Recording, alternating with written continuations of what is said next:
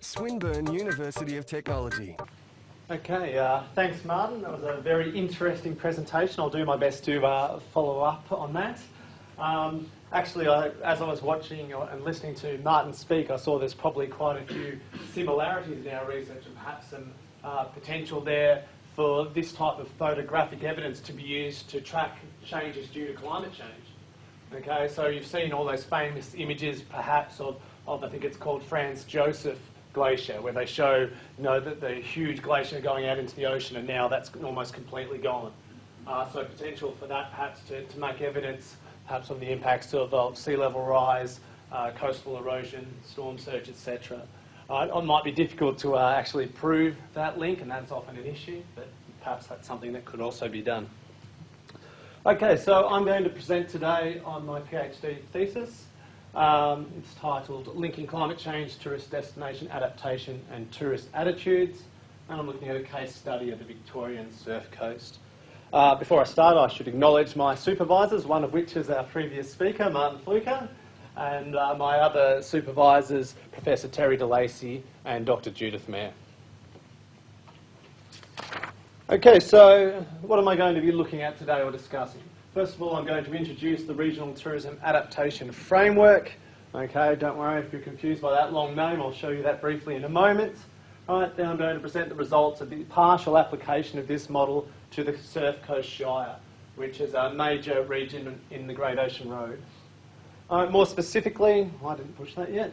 Okay, more specifically, I'm going to explore some of the climate change risks and opportunities for tourism in the Surf Coast region. We'll look at determining some appropriate climate change adaptation options. We'll discuss the importance of considering the consumer response or the tourist response to destination adaptation, and we'll explore the results of a survey of nearly 300 visitors to the Surf Coast region. So this is a version of the Regional Tourism Adaptation Framework, or the RTAF model. I won't go through it all in detail today. You can see there's two basic phases to the model. The first phase looks at vulnerability and resilience assessment. The second phase looks at increasing resilience, resistance and readiness. It seems to have cut it off a little bit, but the idea of this is to decrease vulnerability to climate change, but also to recognise and action any opportunities that may be represented by climate change as well. You can see the two areas that are identified. These are the two areas where data collection occurred, and this is where I'll be focusing my attention today. So looking at establishing the risks and opportunities, and also going through the adaptation process. I presume, perhaps incorrectly, that most of you are familiar with the Surf Coast region, but if you're not, it is a beautiful part of the world. It's a significant part of the Great Ocean Road. It includes towns that you may be aware of, such as Torquay and Lorne, which is the most highly populated and the most popular tourist destination along the Great Ocean Road.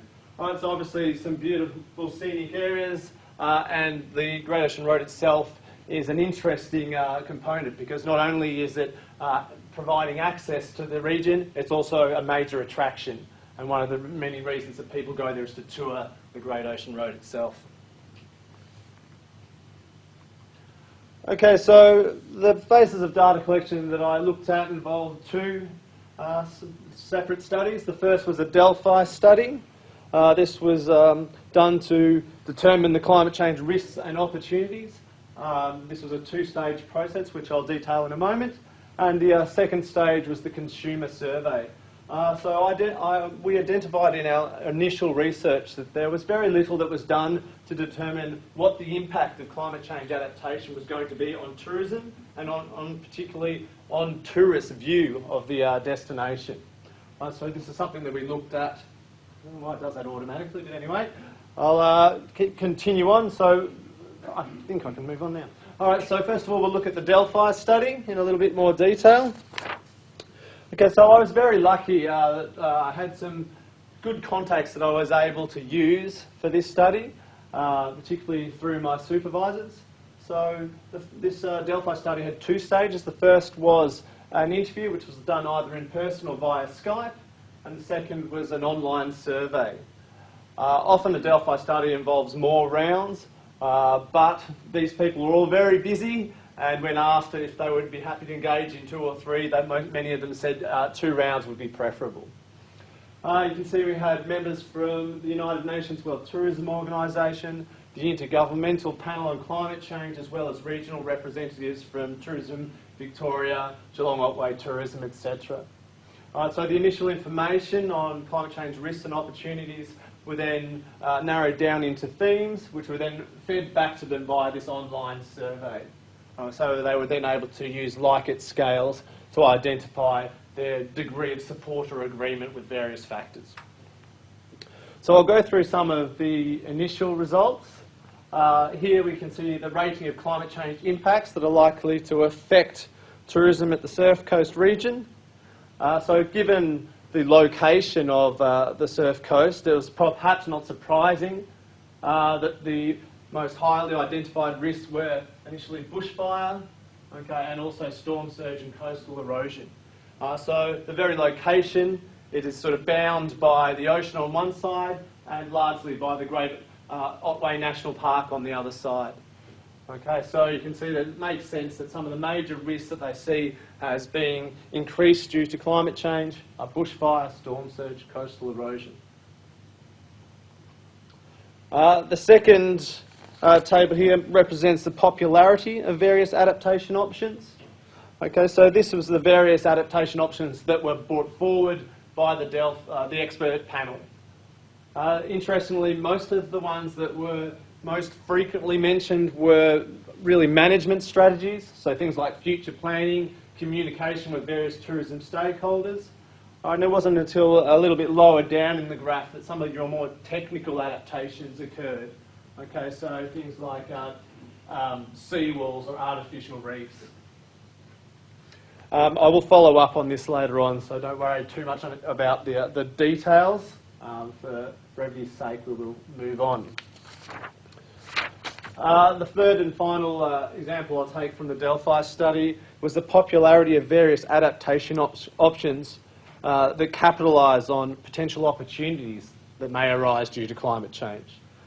We found some quite interesting examples that were brought forward here. The first one is to increase promotion of the off-season to try and alleviate some of the seasonality issues that occur with these types of destinations. The Surf Coast is predicted to become warmer, milder, and to have a sort of longer summer season. So therefore, many of the activities that tourists engage in, such as surfing, going to the beach, sunbaking, etc., are likely to be able to occur over a longer period over summer. It also means that perhaps the milder weather might be able to increase visitation during spring and autumn and perhaps even winter. Some of the other interesting findings that we had here, in particular, was this one here. It says investigate climate change impacts at competing destinations. So this was one that we hadn't really thought about at the time. This is where some people said, well, look, I think at that stage when we did the study, there were some major floods in Queensland. And so they started to think, climate change is not only impacting on the Surf Coast Shire, but it's impacting on destinations around the world and throughout Australia. So if Queensland is having all of these cyclones and floods and heavy rainfall, perhaps tourists will think, if they're in New South Wales, for example, instead of going up to Queensland for their holiday, perhaps we should go for a holiday down south and go to the Great Ocean Road. Right? Because they're less likely to have these severe weather events that they may have up north. Right? Perhaps people from Melbourne, instead of going to Queensland, as they often do, might decide, let's travel locally. Right? If the weather is a little bit warmer and a bit more mild, right, perhaps they might decide to travel within Victoria. So that was quite an interesting finding. Okay, so that moves us to the second part of the data collection, which was the tourist survey. So through our research and our literature review, we sort of thought that it was interesting that there had been very little focus on the actual tourists. There was a lot of focus on the community and various other stakeholders. But there was little investigation into how adaptation might impact destination appeal. Like, for example, if you put up a whole lot of seawalls along the Great Ocean Road, how is that going to impact on visitation? Are tourists going to think, oh, that looks terrible? Or will they understand that that's going to be done to try and protect the environment?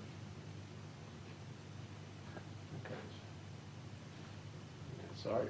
Okay, so we did a range of surveys. Okay, sorry, actually, I'll skip ahead. So one of the reasons here you can see is why we looked at the tourist is because they have the highest level of what we term adaptive capacity. Okay, so just a little diagram there that shows you from high to low how the degree of adaptive capacity that various stakeholders have. Right, so if you're a tourist, you have the ability to choose your destination, the timing of your holiday, the types of activities that you engage in.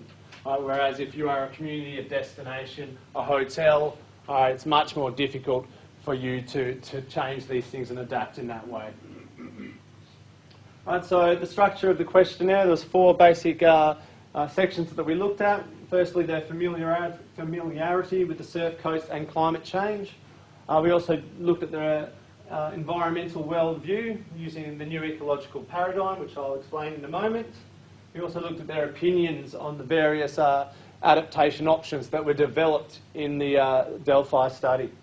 And then we also collected some demographic information. Just very briefly, in terms of the data collection, about half of the respondents were sourced via the visitor information centres at both Lorne and Torquay, and the other half were through Wildlife Tours Australia, which do coach tours along the Great Ocean Road. One of the interesting findings that we had initially was in regards to their knowledge of climate change and also climate change adaptation. So we sort of hypothesised that people didn't really have an understanding of climate change adaptation specifically, and perhaps didn't really understand the difference between mitigation and adaptation. And that seemed to be proven by our research. So overall, respondents' perceived understanding of climate change was average to good.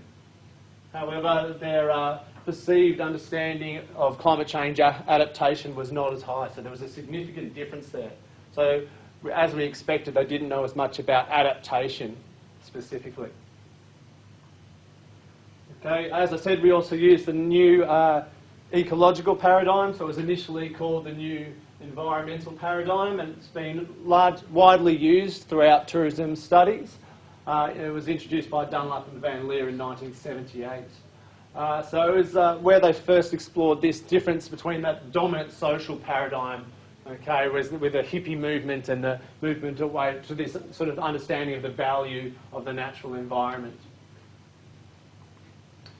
So some of the interesting findings that we had here, if you look at the results here, the 36 down there is the most anthropocentric score. So this identified as the lowest level of environmental concern. And up the other end of the scale, this is a little bit cut off, it went up to 75. So that was the highest level of environmental concern. And we used quartiles to break these up. Right, so the lower 25% were identified as anthropocentric, the middle 50% as mid-centric. Can't really read that, but I said a few minutes. 3 minutes, okay. And the top 25% as ecocentric, or having this highest level of environmental concern. So I'll quickly go through some of the interesting findings. So firstly, females scored significantly higher. Right, so they were rated as more ecocentric than males, which is consistent with all of the other research that looks at environmental values or attitudes and gender. There were significant differences between respondents from different regions. So we used nationality, but then we coded them into regions: North America, Asia, Europe and Australia, just to allow for some greater analysis. And it was quite interesting that the North Americans actually came out as having the highest NEP scores. And this sort of went against a lot of the research that was out there that said that North Americans generally didn't record the highest environmental values, and often it was the Asian respondents that were seen to have a greater connection with the natural environment. So that was quite interesting. Finally, down here as well, there was significant difference between the NEP groups and their mean score of knowledge of climate change. Right, so this was one that surprised us a little bit. So it was actually the ecocentric respondents who said they had significantly less knowledge of climate change issues.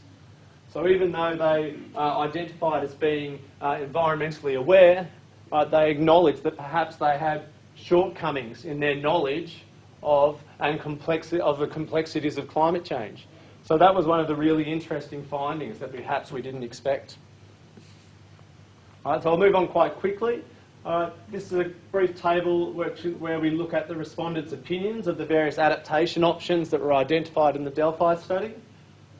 Okay, so you can see 1 is highly negative opinion, 5 is highly positive. Right, so the most positively viewed adaptation option was early warning systems for extreme events such as bushfire and storms. Second were fire breaks and controlled burnings. Right down the other end was making the Great Ocean Road one way. And some of you are like, what, that's crazy? But this was something that was actually talked about by several of the expert panel. Right, so obviously not something that's going to be happening in the short, perhaps medium term. But there are already 12 points along the Great Ocean Road that have been identified as frequent flood points. A lot of the time there's nowhere else to go. You've got cliff faces at the other side of the road. Okay, so there is a potential that into the future, if we have significant sea level rise, storm surge, coastal erosion, right, that they're going to run out of space. Right, so that was a really interesting finding as well. All right, so just the very last couple of slides.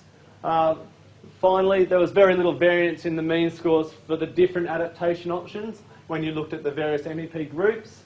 There was one exception, and that was closing beaches that were impacted by climate change in terms of sea level rise, erosion, storm surge. So when we looked at that particular option, the ecocentric tourists were significantly more favourable of this option. So the only understanding we could make of that was perhaps the ecocentric tourist was more willing to give up the amenity of the beach. So if they understood that it needed protection, that it needed to be shut off due to these the damage that was being incurred, then perhaps they were willing to give that up, whereas the anthropocentric or the mid-centric saw that as essential to their touristic experience. Okay, so that is the end for now. Hopefully we'll be able to continue the research. We would like to perhaps do some more research on the adaptive capacity section of the model. There are a couple of publications that are out already if you're interested. Hopefully a couple more on the way as well. There's my details. One other thing I will mention is I found, as I was doing the research for this, that there's currently a master's student in Canada at Simon Fraser University who's going to be looking at implementing the model over there. So that's quite interesting as well. Okay, thanks very much.